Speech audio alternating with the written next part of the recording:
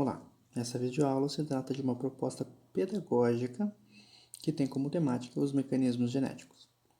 Essa proposta consiste em 5 aulas que são direcionadas para o terceiro ano do ensino médio. Meu nome é Rafael e essa videoaula faz parte da disciplina de estágio 3 do curso de Biologia da instituição Uniaselv. Os objetivos dessa proposta pedagógica são os seguintes: abordar os processos de replicação, transcrição, processamento do RNA e tradução, evidenciar as moléculas que atuam nesse processo, apresentar alguns aspectos do controle da expressão gênica e demonstrar que os mecanismos genéticos dependem de uma maquinaria complexa e intrincada.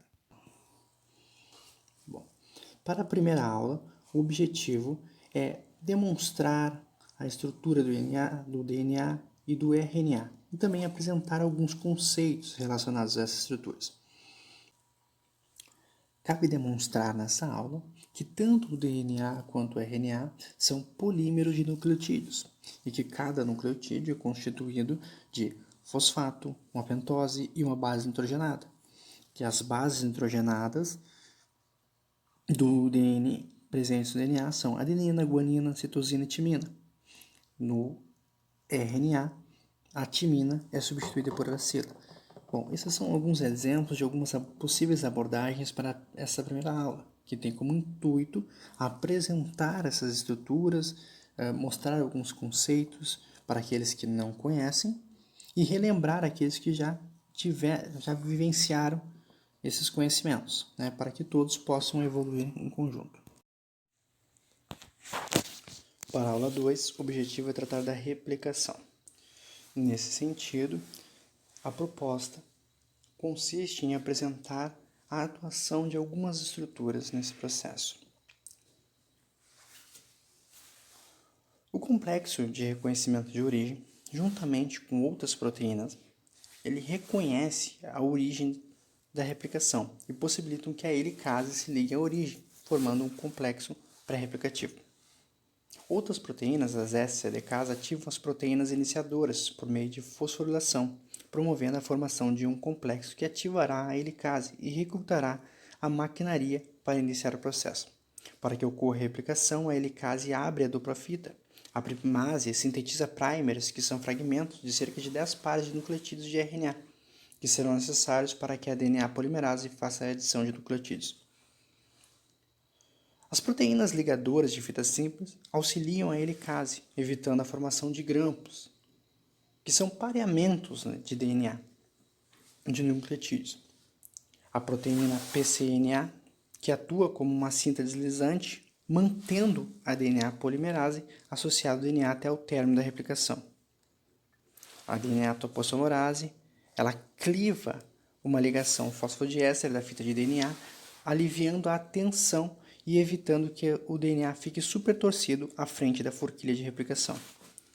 Também é preciso salientar, no processo de replicação, que uma das fitas é sintetizada de forma contínua e a outra por fragmentos de Okazaki. A que é sintetizada de forma contínua é chamada de fita líder e a que é sintetizada por fragmentos é chamada de fita retardada. Nessa fita retardada são adicionados primers de RNA em intervalos de 100 a 200 nucleotídeos. A DNA polimerase estende os fragmentos, o que ocorre até encontrar um primer ligado à extremidade 5'. Na sequência, um sistema de reparo substitui os primers de RNA por DNA. Por fim, a enzima DNA ligase une os fragmentos, tornando a fita contínua.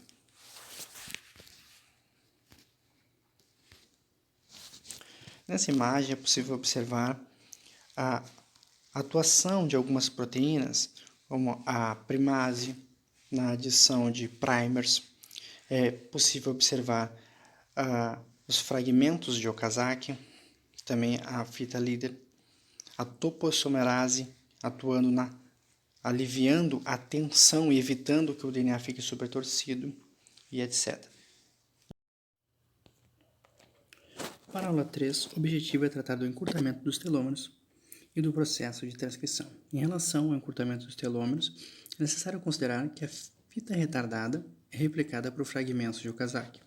Assim, Quando o primer presente na extremidade é removido, uma região de cerca de 8 a 12 nucleotídeos não é replicada, pois não há uma extremidade 3' para que a DNA polimerase possa se ligar e adicionar os nucleotídeos que faltam. Os eucariotos buscam resolver esse problema a partir dos telômeros, os quais possuem sequências consecutivas de nucleotídeos. Essa sequência em humanos é de 3 guaninas, 2 timina e 1 adenina. Essa sequência se repete por cerca de 1000 vezes em cada telômero. Assim, à medida que os telômeros vão encurtando, a enzima telomerase adiciona nucleotídeos, estendendo os telômeros, o que ocorre da seguinte maneira. As proteínas ligadoras de DNA reconhecem as sequências e atraem a enzima telomerase, a qual, usando um molde de RNA presente em sua estrutura, sintetiza DNA para repor as sequências dos telômeros, a cada vez que a célula se divide. Dessa forma, a fita molde é estendida e a DNA polimerase pode concluir a síntese da fita retardada.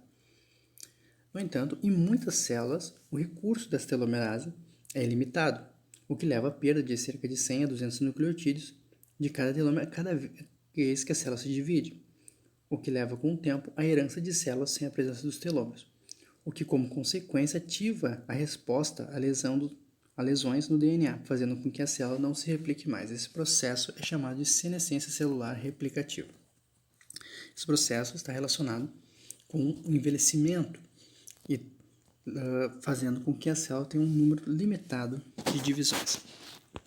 Em relação ao processo de transcrição, o objetivo é tratar de algumas estruturas e moléculas presentes e que atuam nesse processo. De forma geral, esse processo ocorre da seguinte maneira. No início do processo, é necessária a formação do complexo de iniciação da transcrição, o qual é formado quando o TBT, que é a proteína de ligação à TATA, ela reconhece a região TATA box, que recebe esse nome por ser rica em adenina e timina. Está localizada a cerca de 25 nucleotídeos de distância do sítio de iniciação da transcrição. Essa proteína TBT é uma subunidade do fator de transcrição da polimerase 2. Com isso, com esse reconhecimento, outros fatores de transcrição podem ser reunidos nesse local, junto à RNA polimerase. Um dos fatores de transcrição, o TF2H, contém a enzima helicase em uma subunidade. Essa enzima faz a abertura da dupla hélice. Todavia, para que o processo ocorra, ainda há a participação das sequências regulatórias, os enhancers, em que se ligam as proteínas que podem ativar ou desativar o processo de transcrição. Quando se ligam proteínas ativadoras, o processo é ativado. Por outro lado, quando as proteínas repressoras se ligam a essas sequências regulatórias, o processo é reprimido.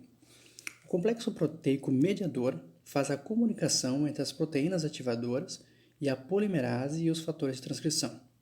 Também há a participação nesse processo, a atuação das enzimas modificadoras de cromatina e as enzimas modificadoras de histonas, que modificam a estrutura da cromatina, permitindo a montagem dos fatores gerais de transcrição no promotor. Também atuam no processo os fatores de alongamento, os quais mantêm a RNA polimerase associado ao DNA até concluir a transcrição. Agora, é apresentada uma imagem que demonstra o processo de transcrição, evidenciando a atuação do mediador, das enzimas modificadoras de histonas, as enzimas modificadoras de cromatina, a proteína ativadora e etc. Para a aula 4, o objetivo é tratar do processamento do RNA e também do processo de tradução. Em relação ao processamento do RNA, essa imagem mostra as duas etapas do processo.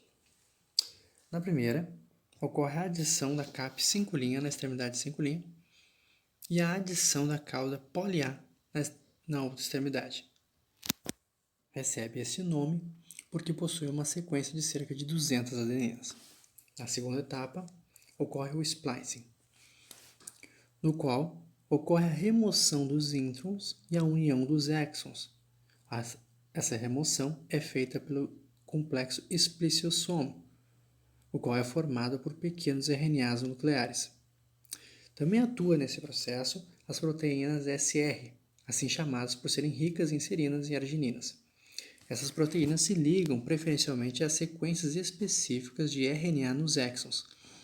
Essas sequências são chamadas de splicing enhancers, ou estimuladores de splicing. Assim, possibilitam que ocorra o processo.